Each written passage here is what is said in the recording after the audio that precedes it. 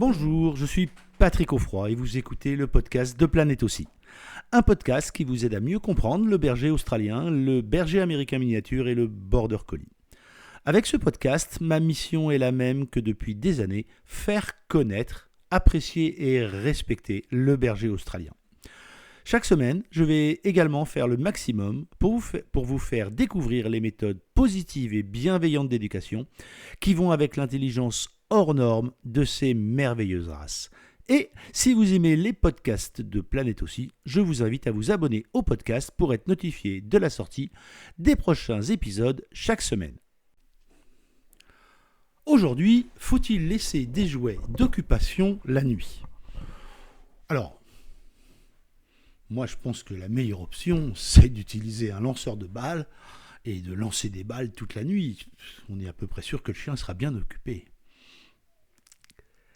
Non, mais sérieusement, là,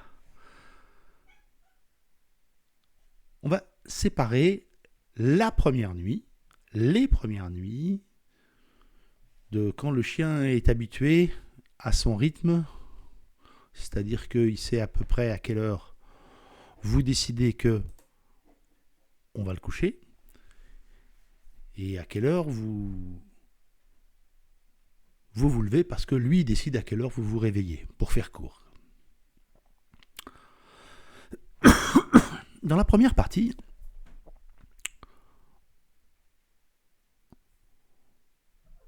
les jeux ne vont pas vous permettre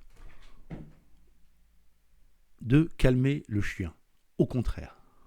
Il ne faut pas oublier le projet à terme. Le projet à terme, c'est que le chien se pose pendant la nuit et dort. D'abord parce que, comme tous les chiots, il a besoin de beaucoup dormir, mais il dort en fractionné. C'est-à-dire qu'il va dormir 20 minutes, une demi-heure, parfois même 3/4 d'heure pendant la journée. Et après, il va avoir 20 minutes d'activité, 10 minutes de repos, grand max 1 heure et demie d'activité, et après repos. Et donc évidemment, ce rythme-là qui s'est implémenté dans son esprit au cours de la journée, il le retrouve durant la nuit. Donc, je comprends la logique qui tendrait à dire, si ce chien a des moments d'activité irréguliers, alors je vais mettre de quoi l'occuper pendant la nuit. Mais ça serait oublier le but à long terme. Le but à long terme, c'est que vous ayez un chien qui soit éveillé, actif, en phase d'apprentissage, en relation avec vous durant la journée, et qui dorme la nuit. Si petit, vous lui donnez l'habitude d'avoir de l'activité, quand à un moment vous allez vouloir la retirer, vous créez les conditions d'une forme de frustration et vous avez créé un faux rythme qui ne va pas être à votre bénéfice à moyen terme. Donc, la question c'est, est-ce que je mets des jouets d'occupation ? La réponse est non. La nuit, le chiot doit dormir. On doit créer les conditions pour qu'il dorme. Même si, et c'est une évidence, il y aura des moments où il aura envie de faire des choses parce qu'il n'est pas encore dans le rythme biologique d'un adulte qui est je fais des trucs la journée et en gros je dors la nuit. Ceci pour dire quoi ? Ceci pour dire que vous devez différencier le besoin immédiat ou la lecture immédiate que vous avez de la situation et ce que vous voulez créer à long terme. C'est souvent là que se pose une différence entre la perception que peuvent avoir les professionnels d'une situation et la perception qu'en ont les propriétaires. Pourquoi ? Pour une simple et bonne raison, c'est l'expérience. Et ce que, en tant que propriétaire, vous ne devez pas oublier, c'est quel est le but à terme. Et c'est ça qui doit guider vos décisions. Est-ce que ça veut dire qu'il ne faut absolument rien mettre à l'intérieur du parc, si vous avez décidé de mettre le chien en parc, ou dans la pièce où vous avez choisi que le chien va dormir ? La réponse est évidemment non. Une grosse peluche peut permettre au chien de s'installer contre et avoir avec cette peluche un contact physique. C'est particulièrement important pendant les premières nuits. Pourquoi ? Parce que les chiots, ils dorment en tas.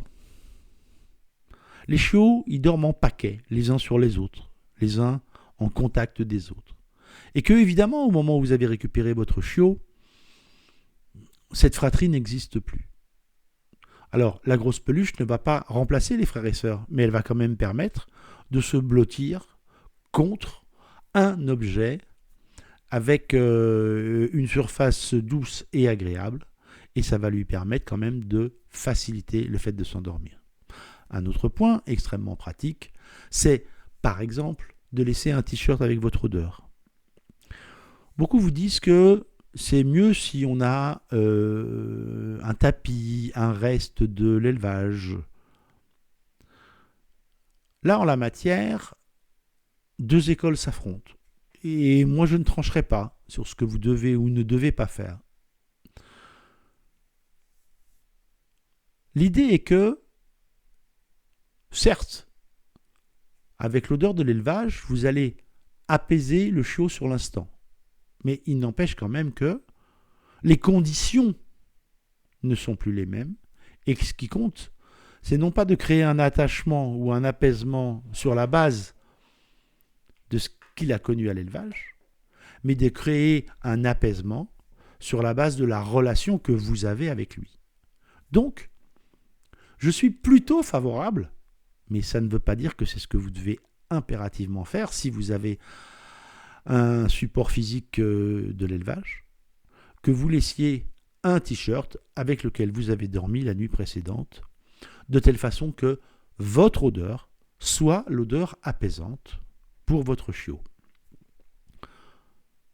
Autre technique qui fonctionne très bien, c'est de mettre à proximité du parc ou dans la pièce un réveil avec des bruits assez forts, c'est-à-dire tic, tic, tic, à peu près ce niveau-là. Pourquoi ?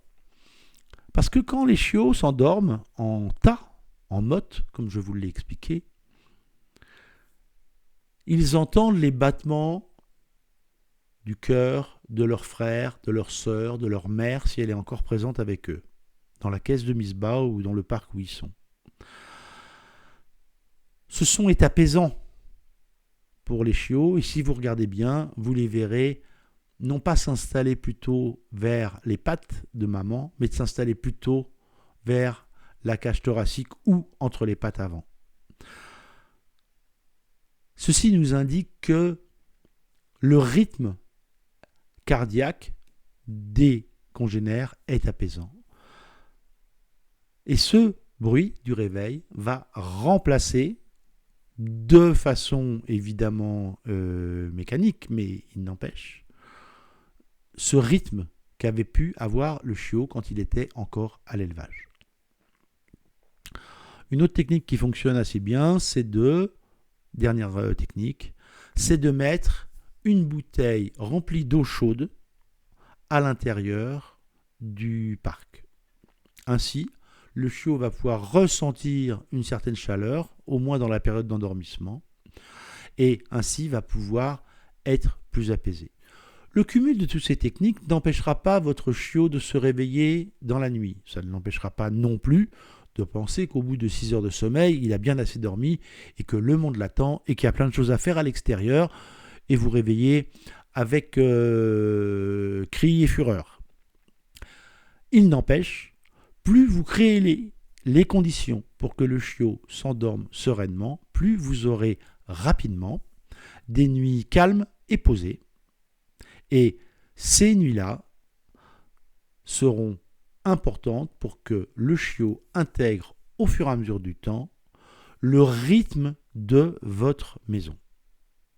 Donc, pas de jouets d'occupation, ou alors vous installez un lanceur de balles automatique et vous faites courir votre chien toute la nuit à l'intérieur de votre salon ou de la pièce que vous avez dédiée pour qu'il soit au calme. Ou que vous soyez au calme d'ailleurs, l'un n'empêche pas l'autre. Voilà, merci, à très vite. Merci d'avoir écouté ce podcast jusqu'au bout. J'espère que l'épisode vous a plu. Avant de vous quitter, je vous invite, comme toujours, à vous abonner au podcast pour ne pas manquer les prochains épisodes et surtout, n'oubliez pas de laisser une note 5 étoiles et un commentaire sur Apple Podcast. Cela vous prend moins d'1 minute et vous n'imaginez pas à quel point cela aide à faire connaître le podcast à plus de monde. Et en plus, je suis toujours content de lire tous les commentaires. N'oubliez pas d'aller voir également le site planètebergeraustralien.com, tout attaché en un seul mot sans accent, pour d'autres ressources. Amitié du Tarn et à très bientôt sur le podcast Planète aussi.